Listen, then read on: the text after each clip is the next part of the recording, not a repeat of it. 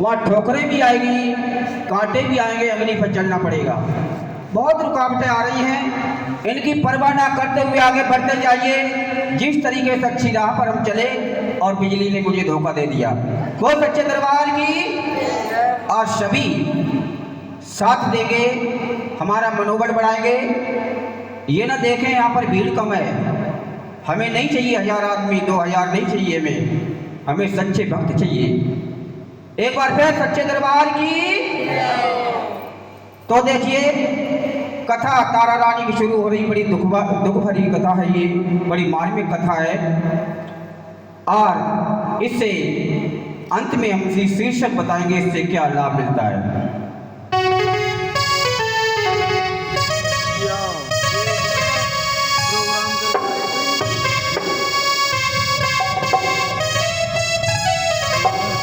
भक्तों शुरू हो रही कमर और शुरू हो रही कथा तारा रानी, सुन के आता है नैनों से पानी।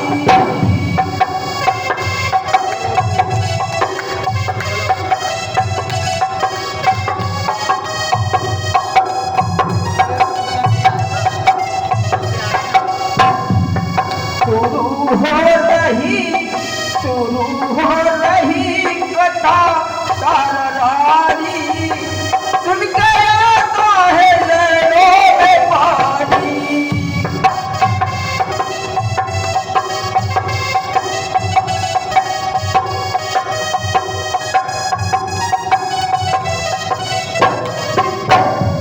भक्तों कैसे कहूँ काबे मेरी बाड़ी, सुन के आता है नैनों से पानी। भक्तों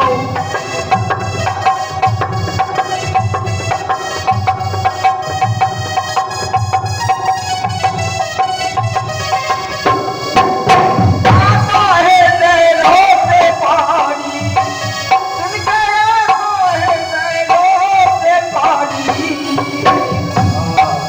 बोल सच्चे दरबार की ये कथा सुनते हैं तो आंखों से आंसू अवश्य आते हैं।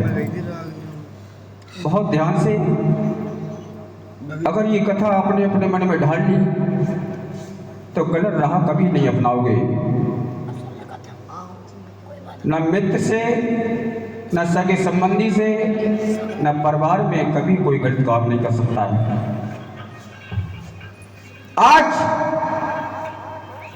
महाराज दक्ष जो धर्म पर चलने वाले हैं और माता के चरणों में हमेशा लीन रहते हैं,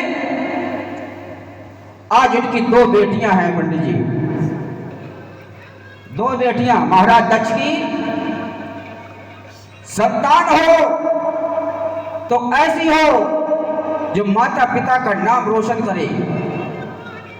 संतान को देख करके, संतान के कार्य देख करके ये पता लगे बेटा वो माँ बाप धन्य हो गए जिन्होंने तुम्हारे जैसे बेटे को या लड़की को जन्म दिया है। ऐसे कारनामे होने चाहिए बच्चों के।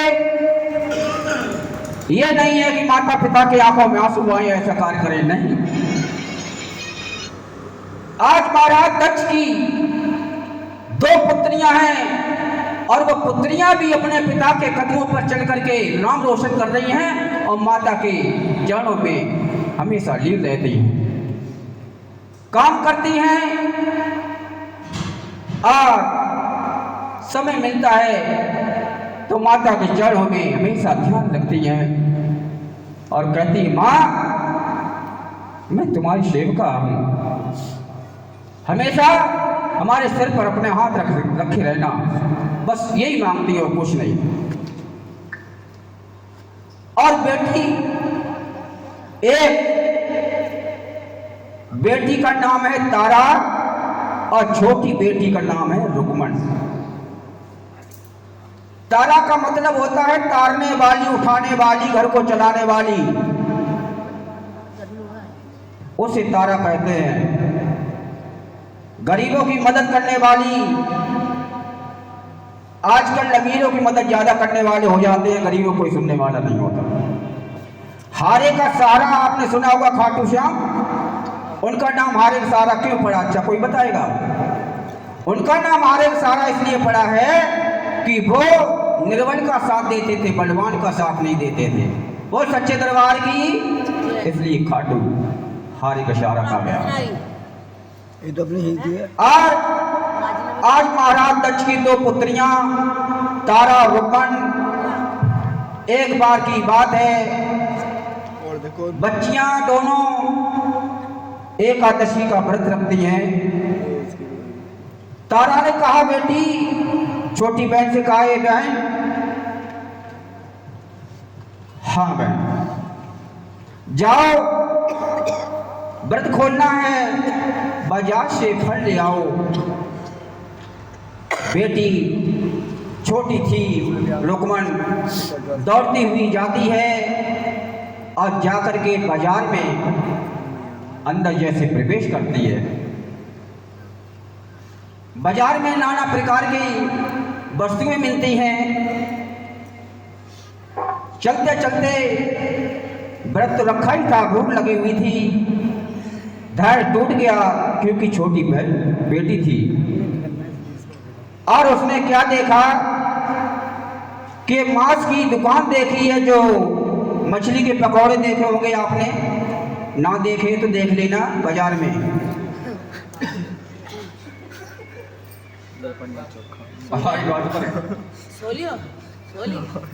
तो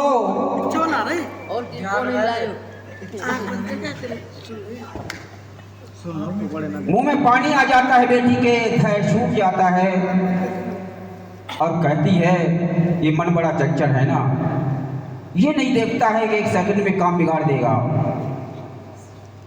कहते मन की तरंग मार लो, बस हो गया भजन। जिसने मन को कंट्रोल कर लिया उसको भक्ति प्राप्त हो जाती है। आज मन बड़ा चंचल है और उसी दुकान पर चली आती है, कहती, चाचा जी हमें ये क्या बोलते हैं, ये ब्रेड पकौड़ा क्या बोलते हैं मछली के, ये दे दीजिए। दुकान वाले क्या, वो तो उसका काम है बेचना, और वहां से खरीद लेती है और वो खा लेती है। इधर काफी देर हो जाती बाजार में। जब रुकमन लौट के नहीं आती है तो तारा को चिंता सताने लगती है कि हमारी छोटी बहन अभी तक नहीं आई, क्या कर रही है। दौड़ के जाती है, उसी रास्ते से उधर वो लौट के आती है, इधर से तारा जाती है, तो बीच में मेल मिलाप हो जाता है। उधर से रुकमन और इधर से तारा, दोनों की नजरें मिल जाती है और दोनों बहन बड़ी प्यास से रहती हैं और बड़ी मुस्कुराई, आ गई बेटी, इतनी देर कहाँ लगाई? बोली बहन कुछ नहीं। और फल वो जो लाई थी तारा के हिस्से के, वो पकड़ा दिए। बोले बहन रुकमन तुम्हारे हिस्से की कांच? बोले मैं तो खाया है। झूठ नहीं बोला उसने, क्या खाया? बोले मांस। इतने पर आग बबूला हो जाती है। अरे बहन रुकमन तुझे मैंने कितना समझाया था, तूने तो मिट्टी में मिला दिया और ये तूने अच्छा नहीं किया। बहुत गुस्सा होती है और उसके मुंह से शराब निकल जाता है। शराब और कोई चीज नहीं होती, दुआ और बद्दुआ, आशीर्वाद इसे कहते हैं। उस तारा ने कहा है बहन तूने अच्छा नहीं किया है, चल तू अगले जन्म में छपकली बनना और कीड़े मकोड़े खाते रहना। फिर 4 टेके फिर 3 पे चली, कीड़े मकोड़े खाती रहना। इतनी बात जो सुनी तो पैरों तले जमीन खिसक जाती है और बेटी बहुत गिड़गिड़ाती है। तो एक गीता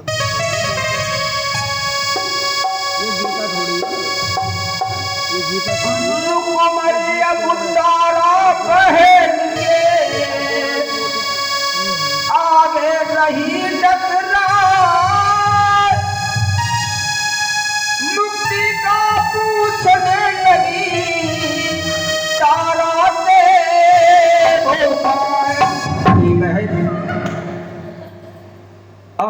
ये जो शराब दिया उसे कैसे भी वापस कर। तारा कहने लगी ये वापस नहीं हो सकता है, क्योंकि मुंह से निकली हुई बोली, बंदूक से निकली हुई गोली और कमान से निकला हुआ तीर कभी वापस नहीं आ सकता है। अब तो तुझे भुगतना ही पड़ेगा। तो कहने लगी बहन कुछ तो उपाय बता। तो कहने लगी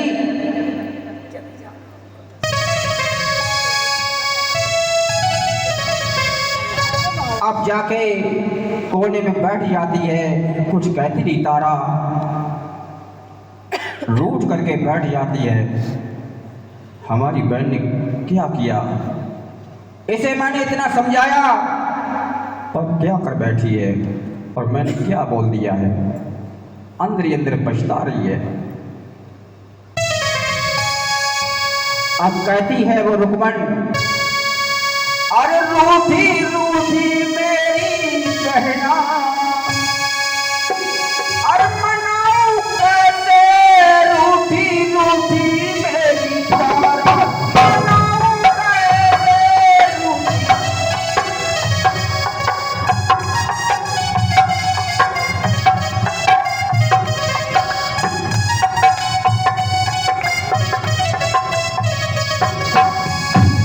कमल मनाऊं कैसे हो, मनाऊं कैसे रूठी रूठी मेरी तारा, मनाऊं कैसे रूठी रूठी मेरी तारा।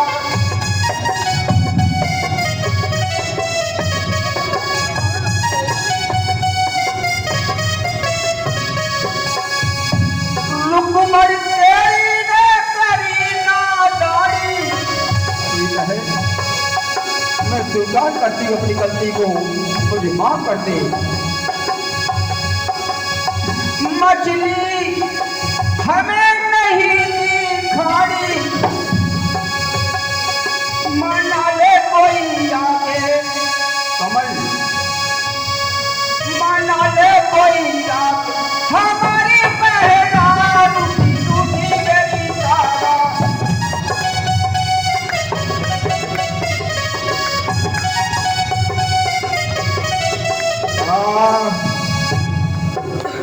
अब कोई ऐसा नहीं है जो समझा दे हमारी बहन को। और थोड़ी देर में कहती है हमारी बहन है, हमारे मुख से क्या निकल गया है। और समझाने लगी बहन, धीरज धरो, होता क्या पछता,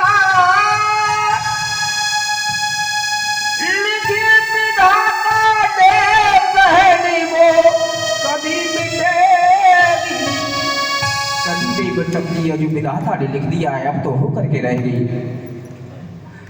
जो कुछ लिखी विधाता ने होनी बड़ी बलवान है, अगले जन्म में ओ पैदा तुम करना त्यागी और बलिदान है। दो उपाय है और कुछ नहीं इसका उपाय है। अगर कोई भी उतर आए ना, वो सुरक्षित वो भी नहीं बचा सकता है, करने का फल भुगतना पड़ता। ध्यान रखना इस बात को। कहते हैं अंधेरे में कोई हम गलत काम कर लें, हमें कोई नहीं देख रहा है। खुद और खुदा, जो करने वाला खुद और खुदा दो देखते हैं, और जजमेंट देने वाला होता है वो ही ईश्वर हमारा भगवान, जो सब देखता है। इस चक्कर में ना रहा उसे बेवकूफ नहीं बना सकते। आज उपाय बता रही है त्याग और बलिदान, गरीबों की मदद करना, निर्बल को साथ देना, गिरे हुए को उठाना, और हो सके तो अपने जान की परवाह न करके त्याग कर देना, बलिदान कर देना। यही उपाय और कुछ नहीं है। इतनी कह करके वो रुकमन कहती बहन हमारी जिंदगी तो बेकार हो गई है। जिंदगी न मेरे संग ये कैसा खेला है। माँ, ये क्या हुआ? जिंदगी न मेरे संग ये कैसा खेल खेला है।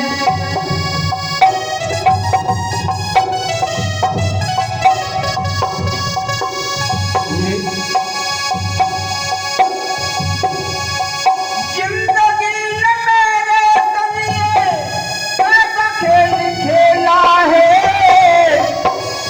मेरी जिंदगी का सारा बन गया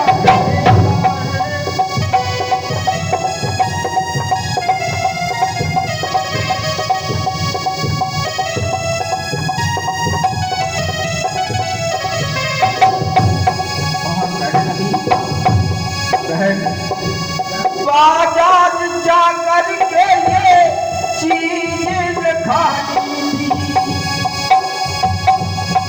माफ कर दो तुम अब तारा बड़ी नादानी की। ढूंढती नहीं मैं महना न मिला कहीं अकेला है। जिंदगी में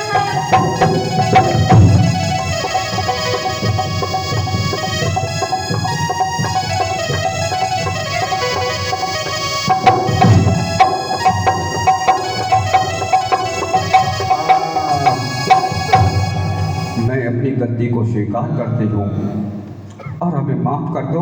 धीरे धीरे दिखा रहा बड़ी तो माफ करते हैं, छोटी तो गलती करते हैं। हूँ।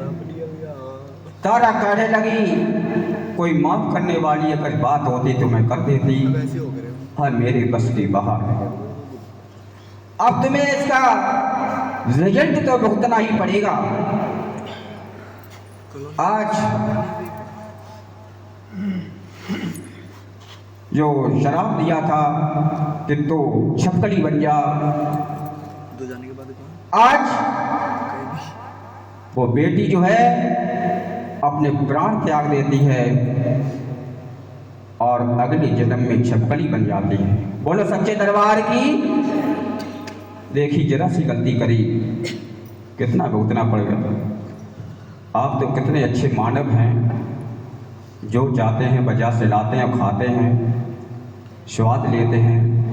स्वर्ग में ये पांडाल बनाकर घर बनाया है आपने, जो रहते हैं मनमाना काम करते हैं। मानव से बढ़कर देवता भी नहीं है, क्योंकि देवता भी पछताता है कि हमें मानव का जन्म मिल जाए। और फिर भी हम इतनी गलतियां कर बैठते हैं, फिर जीरो ही आपको मिलता है। इसलिए कोई गलती ना करें, माता पिता का सम्मान करें, बड़ों का आदर करें, बस यही आपका धर्म है। तो आज वो छपकली बन जाती है। इधर तारा भी रो रो का बुरा हाल है और रोती है मैंने ये क्या कर डाला। आज मेरा एक गाड़ी का पहिया टूट गया है, आज मेरी बहन नहीं तो मुझे जीने का कोई हक नहीं है। तो हंसों का जोड़ा बिछुड़ गया रे, गजब भयो भैया झूलनो भयो रे।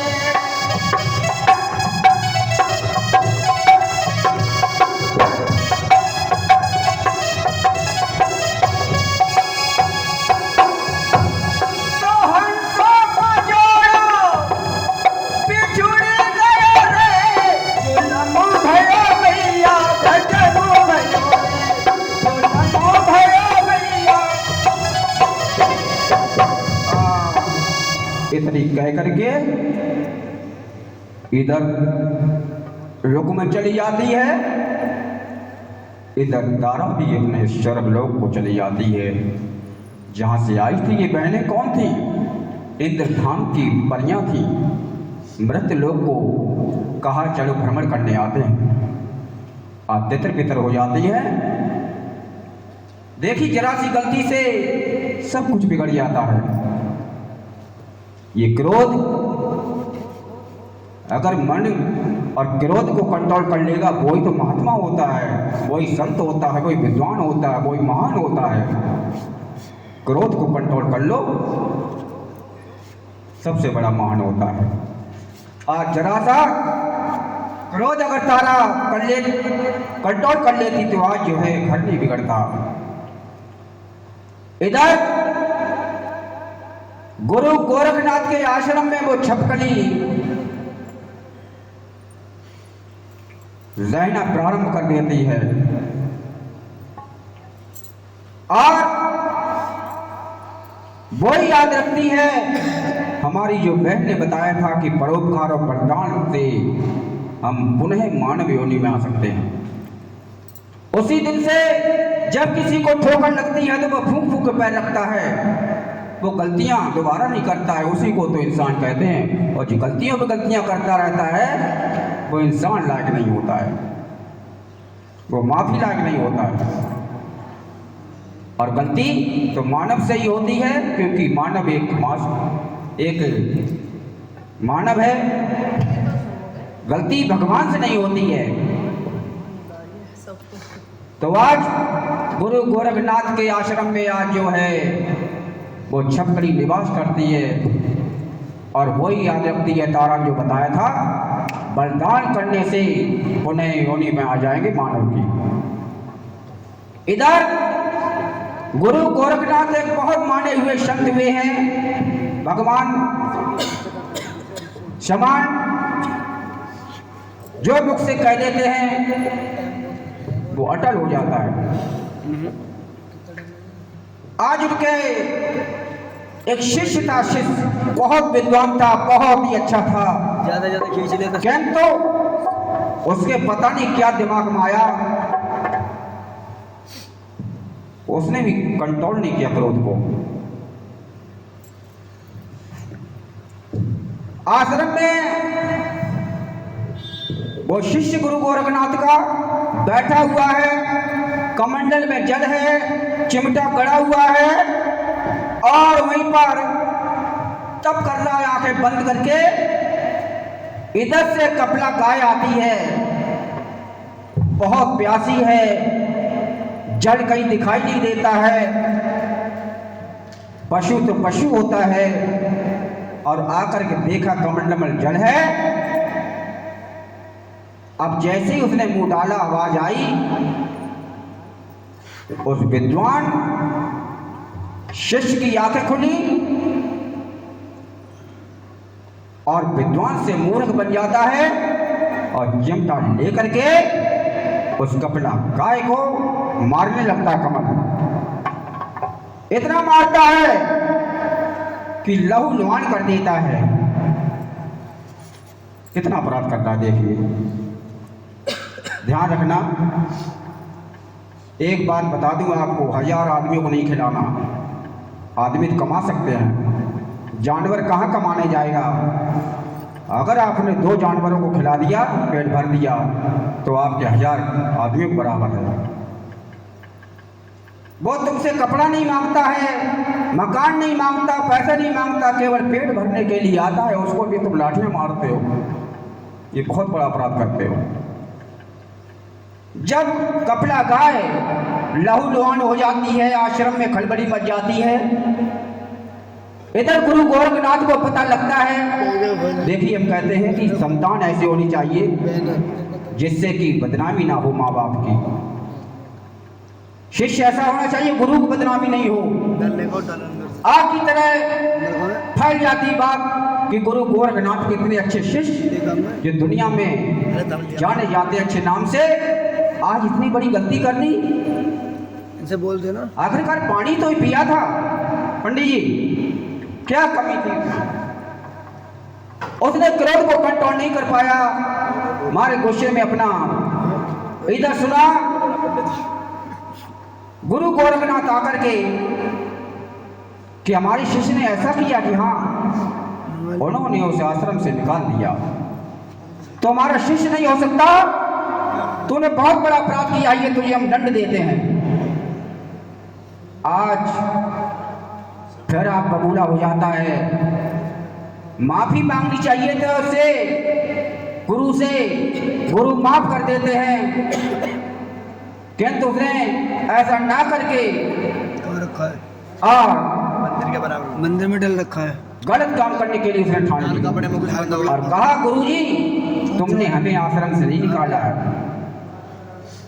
तुम्हें बर्बाद कर देंगे। उधर उसी आश्रम में गुरु गोरखनाथ ने एक यज्ञ किया बुला रहे हैं मेवा, और उस यज्ञ में अरे बुला रहे हैं जहाँ। खीर की कढ़ाई यार अभी कहाँ गया हो? में खीर बनाई जा रही है खीर बन रही है अभी। और जाने माने गणमान्य व्यक्ति आते हैं उस निमंत्रण में, और उसे बहुत बुरा प्लान सोचा शिष्य ने कि आज अच्छा मौका है सबक सिखाने का गुरु को। तो शिष्य ने क्या किया, एक विषैला सर्प ला करके उसने उस कढ़ाई में डाल दिया। किस में डाल दिया? खीर में डाल दिया, जिससे कि मर करके विष को, जो सर्प के विष को खाकर खीर, तमाम लोग मर जाएंगे और इल्जाम किस पर आएगा? हमारे गुरु गोरखनाथ पर। उसकी भूल थी। उधर कोई छपकली जो आश्रम में रहती थी वो देख रही थी, और वहां कढ़ाई के पास कोई रसोईया नहीं था, और उसे याद आया कि मौका बहुत अच्छा है बलिदान करने का, और मौका देख रही है अगर हम अकेले ऐसे इसमें कूदते हैं तो हमें कौन देखेगा, किसी को आ जाने दो। देख रही है कढ़ाई की तरफ, इधर 4 लोग आते हैं, चलो खीर कैसे ही बन रही है, क्या कितना टाइम और लगेगा। 4 लोग आते हैं, मौका देखती है और कढ़ाई में जंप मार दिया, कूद जाती है। बोल सच्चे दरबार की। आज वो कूद जब जाती है तो आश्रम में फिर तिरा मच जाता है। छपकड़ी ने सब कुछ कर दिया बर्बाद, उल्टा सीधा बोलते हैं, कोई गालियां दे रहा है, कोई नाना प्रकार की बातें करता है। अब क्या होगा? विद्वानों ने कहा कि खीर को ऐसा करो गड्ढे में डाल दो, नहीं तो कोई पशु पक्षी खाएगा और नुकसान हो जाएगा। ऐसा ही किया गया, गड्ढा खोदा गया और वो खीर को जैसे पलटा तो अंत में मरा हुआ सर्प निकलता इतना बड़ा। अब जो बुरा भला कहते थे आगे हो जाएगा। अब उस छपकली को अच्छा कहने लगे और कहा, महाराज हम लोग छपकली को गालियां देते थे, भला बुरा कहते थे, छपकली ने तो बहुत अच्छा कार्य किया, हमारी जान बचाई अपनी प्राण दे करके। इसकी गलती है ये सर्प जो पड़ा हुआ है, अगर हम खा लेते तो क्या होता, अनर्थ हो जाता। तो फिर आज जो भला बुरा कहते थे आज वो ही कहने लगे और प्रार्थना करने लगे, हे जगत पिता परमेश्वर, हे मां, इस छपकली को पुनः योनि मानव की दी जाए। बोलो सच्चे दरबार की। जब आज प्रार्थना करते हैं तो जानते हो क्या हुआ? इधर राजा स्पर्श, उनके कोई संतान नहीं थी, माता के बहुत भक्त थे राजा स्पर्श। और जानते हो भगवान, हे मां, तू ये क्या करती है? किसी की संतान 10-10 होती हैं, किसी को एक भी नहीं देता है। ये हमारी गलतियां पूर्व जन्म हो जाती है, इसलिए जो है हमें संतानों को दुख नहीं मिलता है।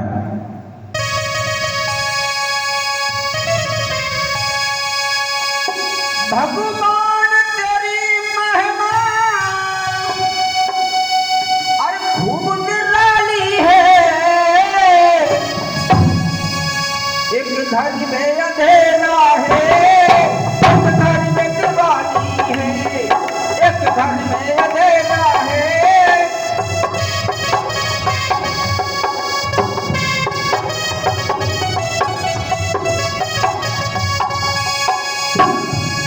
एक घर में अंधेरा है और एक घर में उजाला है। हे माँ, ऐसा क्यों करती है अन्याय? ना ना ना ना, माँ अन्याय कभी नहीं करती है, वो तो सच्चा न्याय करती है। माँ तेरी महिमा क्या अजब निराली है। एक घर में अंधेरा है, एक घर में दिवाली है।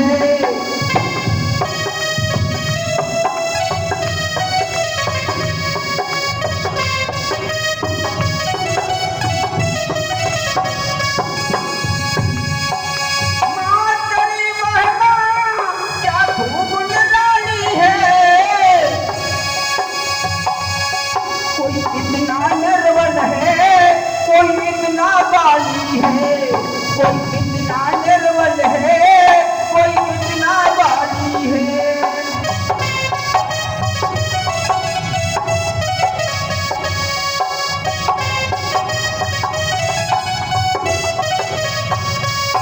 और माँ तेरी महिमा क्या अजब निराली है। कोई इतना अमीर है, कोई जेब खाली है, कोई इतना अमीर है, कोई जेब खाली है।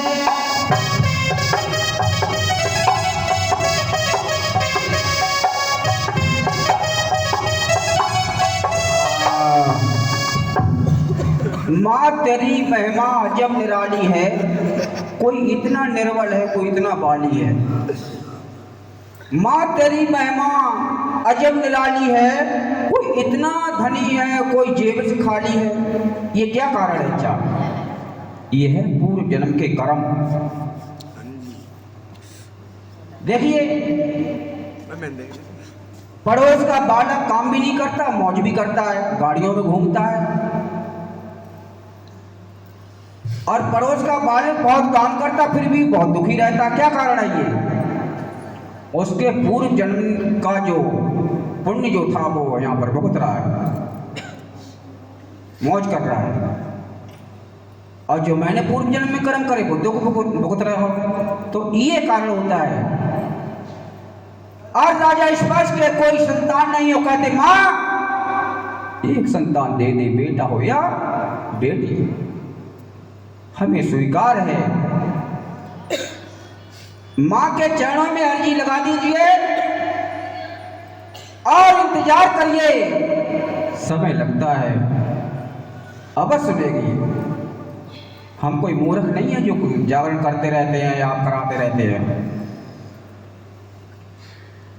अर्जी डालती, चरणों में हमेशा लीन रहते। माँ किसी प्रकार एक संतान दे दे, न खाने की कमी है, न रहने की कमी है, क्योंकि मैं राजा हूं, मगर एक खिलौना दे दे, आंगन में खेले। तो आज बोल जो रुक्मण तारा की बहन छपकड़ी थी और उसने बलिदान करके पुनः योनि में मानव के आकर के और कहाँ जन्म लिया? राजा स्पर्श किया। बोलो सच्चे दरबार की। आज राजा बड़े खुश हैं, बहुत खुश हैं। और इतने खुश हैं, ढोल नगाड़े बज रहे हैं। और कहा अपने मंत्रियों से राजा ने, जाइए ज्योतिषियों को बुलाओ और हमारी बेटी की कुंडली निकालो। आज ज्योतिषी आते हैं, पत्रा में कुंडली देखते हैं, एकदम चुप रह जाते हैं ज्योतिषी। राजा कहने लगे क्या बात है, अभी तो तुम बहुत खुश थे, चुप कैसे बैठे हुए हो? एक ने गर्दन डाल ली, हिम्मत नहीं हुई बोलने की राजा से। दूसरा बोला राजा बोला, कहो क्या बात है? कहा कि इस बेटी अशुभ है, आपके राज्य में रहेगी तो विनाश कर देगी, इसलिए इसे मरवा दो। अब बताइए, अब तो राजा जो है बड़े खुश थे, जो ढोल नगाड़े बंद हो जाते हैं, बहुत दुखी हो जाते हैं। अरे ज्योतिषियों, क्या कर रहे हो? जानते हो किससे बात कर रहे हो? फांसी पर लटका दिया जाएगा तुम्हें। अब कहने लगे, फांसी पर लटकाओ, जाओ, कुछ भी बात यही है। बोले, ए माँ, ये तूने क्या किया मेरे साथ? इससे अच्छा बेटी को नहीं देता तो अच्छा था। और रोने लगा।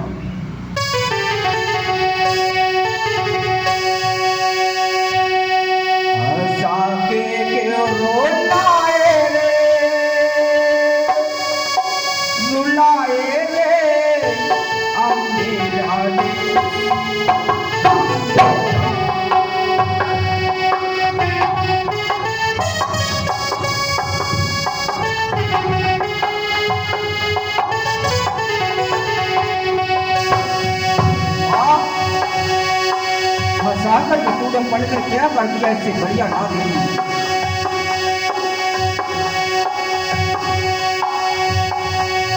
हंसा के रोता है अंधेरा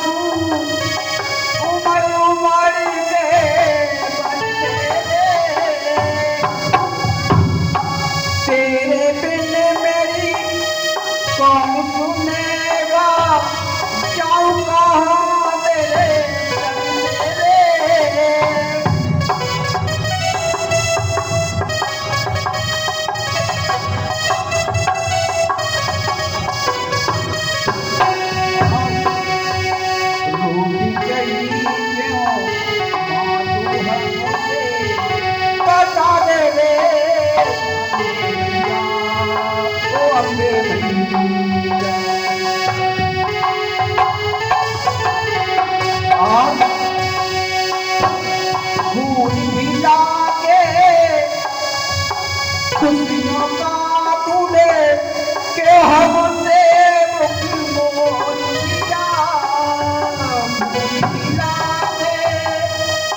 ओ मेरी मैया के हमसे मोल किया, कम दे कर तूने ओ मेरी मैया काय हमें झकझोर किया।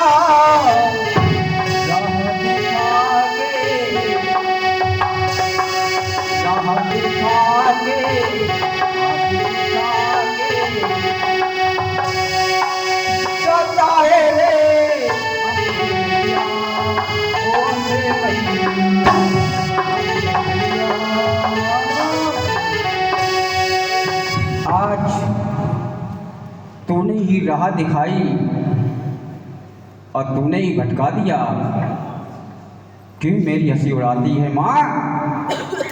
ये मेरी हंसी नहीं है, तेरी हंसी है। दुनिया वाले तुझ पर विश्वास नहीं करेंगे।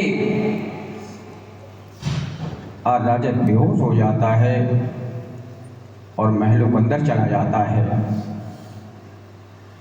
थोड़ी देर में आता है, फिर वो जोशी कहते हैं, महाराज एक उपाय है, मत मारो। हाँ, क्या उपाय है? कहते हैं एक संदूक बनवाओ और उसमें हीरा जवाहर सोना गड़वा दो और बेटी को उसमें लेटा करके गंगा में बहा दो, नदी में। बोले हमसे ये भी नहीं होगा। अरे दुष्टो, दुनिया वाले माफ नहीं करेंगे। बोले बस यही एक उपाय है।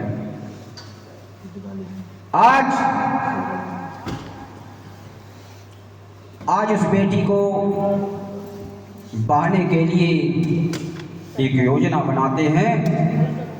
संदूक लिया गया और उसमें हीरा और पन्ना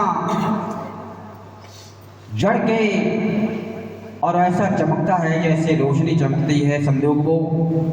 उसमें उस सुकुमारी को, उस सुंदर परी को लिटा करके और नदी में बहा देते हैं। और ये तो जानते हो उस माँ ने दो बनाए हैं, एक मारने वाला, एक जीवन देने वाला। हमेशा दो होते हैं, ऊपर नीचे, दाएं बाएं, छोटा मोटा, लंबा पतला, हरा लाल, गरम ठंडा, दो चीजें बनाई हैं। आज जब बहा देते हैं, रानी बहुत व्याकुल है और लहरें आती हैं, पानी की धार में बहता बहता चला जाता है। और एक माता दीन नाम का एक सज्जन पुरुष उस नदी के किनारे रहता है। वो भी माँ का भक्त है, उसके भी कोई संतान नहीं है और बहुत गरीब है। उसने भी अर्जी लगाई थी माँ के चरणों में, हे माँ कोई बेटा हो या बेटी दे दे। आज वो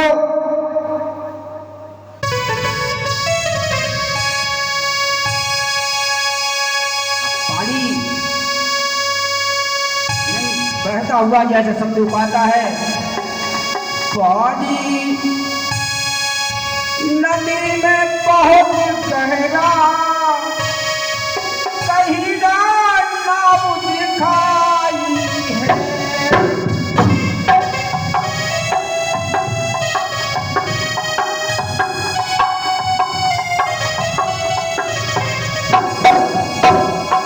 इतना गहरा है, नाव नहीं कहीं दिखाई दे। घुसते घुसते कैसे गहरे समुद्र को निकालूं, इतना चमक रहा था, उसे लालच आ जाता है।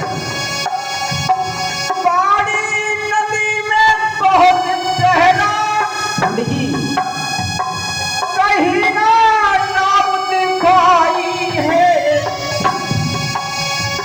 जल में घुस गए वो सज्जन। भगवान गहरे पानी में मिलते हैं, अगर वो जानता मैं मर जाऊंगा, डूब जाऊंगा, तो संदूक नहीं मिलता। जल में घुस करके सज्जन देख मन में हरिसाई है।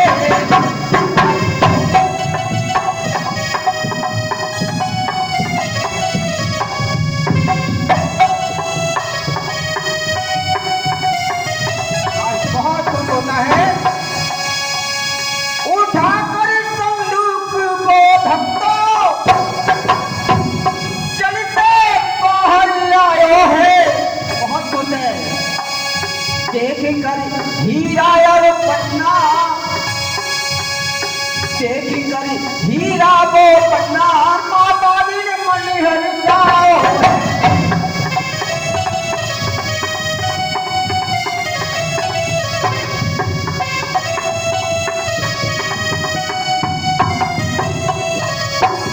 जब निकाल के जाता है बहुत बड़ी कड़वी है, अभी अंदर नहीं कुछ देखा, ऊपर ही देखा उसने। वाह माँ, धन्य तेरी माया को। खोल कर ताला जब देखा, उसमें कौन परी लेगी। बहुत सुंदर हंसी थी, बहुत सुंदर थी। खोल कर संदूक जब देखा, उसमें प्यारी बेटी है लेकिन देख कर लगता है ऐसा, देख कर लगता है ऐसा कि राजा की कोई बेटी।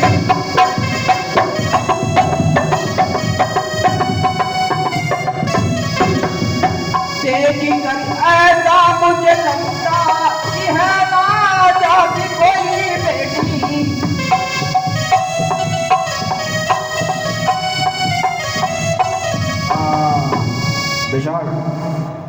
माशाल्लाह। तो आज देखिए, जो प्राणों की परवाह नहीं करता उसी को भगवान मिलता है। जानता था नदी में हमारे प्राण भी जा सकते हैं, मगर प्राणों की परवाह ना करते हुए कूद जाता है और संदूक को ऊपर जैसे देखा, ये तो हीरा बनना जवाहर लगे हुए हैं, अमीर कर दिया मैं तो, और ले जाता है। उस माता दी की पत्नी आ जाती है तो ताला खोलती है तो देखते हैं उसमें एक सोन परी राजकुमारी लेटी हुई है, खिलखिलाती है। देखिए, बोल सच्चे दरबार की। अच्छा बताइए, मारने वाले से जीवन दान वाला बड़ा होता है, मारने वाला कौन बड़ा होता है? जीवन दान देने वाला। तो वो सज्जन पुरुष इतना खुश हुआ है, माँ जो तूने दिया छप्पर फाड़ दिया है, इतनी तो मेरी औकात नहीं थी, तूने धनी भी बना दिया और संतान भी दे दी। देख लीजिए, आज उस बेटी को देख देख के जीता है दोनों पति पत्नी, क्योंकि पैसे की भी कमी नहीं रही और बेटी भी मिल जाती है। धीरे धीरे जवान हो जाती है और ये तो जानते हो कोई मार नहीं सकता जिसकी मौत नहीं होती है ना, मार नहीं सकता है। इसलिए भगवान ने क्या किया जानते हो? मौत का समय जो निश्चित है वो उसी समय पर आए, और जिस वक्त मौत आ जाएगी वो घड़ी नजर देता है।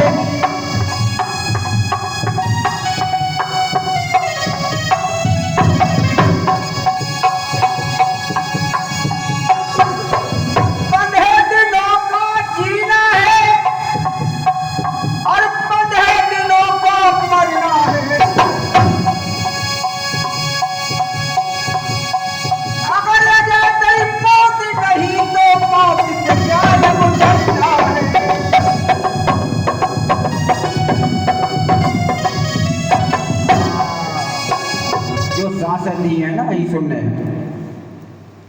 कभी एक घड़ी नहीं टल सकती है, इसलिए मौत का समय निश्चित है, ये पक्का है, इसे ना भूलना। अब जवान लड़की हो जाती है वो, और नाम क्या रखा जाता है उसका? रुक्को। पहले क्या नाम था? रुकमन। फिर कौन बनी? छटकली। फिर उसी मानव योनि में आ जाती थी जन्म में, क्या हो जाती है? रुक्को, क्योंकि गरीब घर में थी, पहले राजा की थी तो रुकमन था, गरीब घर चली जाती, नाम जो है दूसरा हो जाता है। आज वो लड़की रुक्को कहाँ पे आई जाती है? राजा हरिश्चंद्र के क्षेत्र में, जहाँ राजा हरिश्चंद्र का राज शासन चलता है। और राजा हरिश्चंद्र की पत्नी का नाम क्या था? सभी जानते हैं, क्या नाम था? तारा। और तारा किसकी बहन थी? बताइए, तारा किसकी बहन थी? रुकमन की थी ना। तारा जो है एक महारानी बनती है, उसी क्षेत्र में रुक्को की शादी हो जाती है, और रुक्को की जो सास है सेविका के रूप में वहाँ कार्य करती है राजा हरिश्चंद्र के महलों में। एक दिन की बात है, सास बीमार पड़ जाती है, तबीयत सही नहीं है। बोले रुक्को, हाँ आज मेरी तबीयत नहीं सही है, तुम चली जाओ आज तारा के महलों में काम कर। अब मुस्कुराती हुई जाती है, माँ तुम अपना ख्याल रखो, मैं जाती हूँ, जब तक ठीक ना हो जाओ मैं जाती आती रहूंगी। जैसे ही जो रुक्को महलों में प्रवेश करती है और उधर अंदर से तारा निकल के आती है, दोनों बहनों का मेल मिलाप हो जाता है। रुक्को को नहीं पता ये मेरी बड़ी बहन है, मगर तारा को पता था कि ये मेरी छोटी बहन है। बोल सच्चे दरबार की। आज देखिए कहाँ मिलाया, आज कैसे बिछुड़े थे और कहाँ मिलाया आज माँ की महिमा। तारा देख करके भौचक्की रह जाती है और पहचान लेती है, अरे लुकमान। वो एकदम अचंभे में पड़ जाती है, कहती है महारानी क्या तुम हमें जानती हो? मैं तो पहली बार आई हूं यहाँ। कहती जानती ही नहीं, तुम मेरी कौन हो जानते हो? पूर्व जन्म में मेरी छोटी बहन एकादशी का व्रत रखती थी दोनों हम। तुमने मांसाहार कर लिया, मैंने शराब दिया, तुम छपकली बन गई और तुमने पुनः बलिदान किया तो इस योनि में आ गई। तुम मेरी छोटी बहन हो। हलवा बनवाया? आओ बैठो।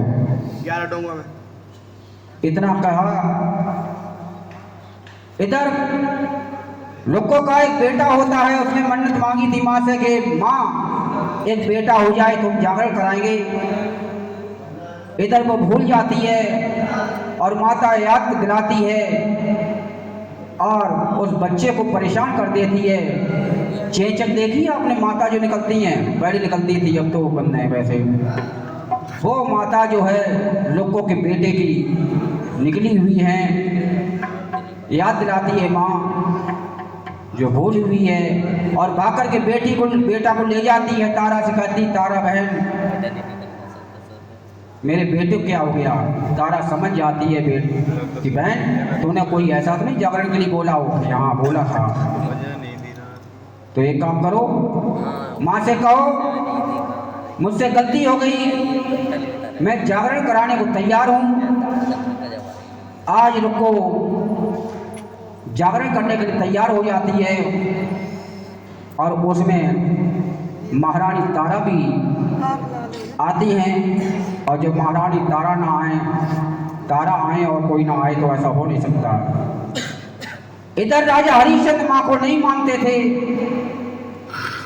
और तारा जो है माँ की भक्ति थी और नाना प्रकार की राजा हरिश्चंद्र यातनाएं देते थे, तारा को हंसी उड़ाते थे। तो उस जागरण में राजा हरिश्चंद्र भी छिप करके जाते हैं और बहुत अच्छी तरीके से जागरण होता है, प्रसाद बढ़ता है। जैसे ही तारा चलती है महलों की तरफ, राजा हरिश्चंद्र रास्ते में मिल जाते हैं। झोली में क्या है? और जैसे ही झोली खोला,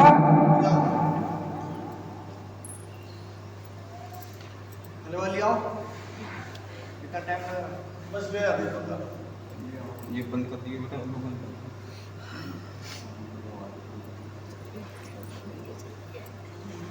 अब थोड़ा विश्राम 2 मिनट के लिए, जब तक शांति बनाए रखें।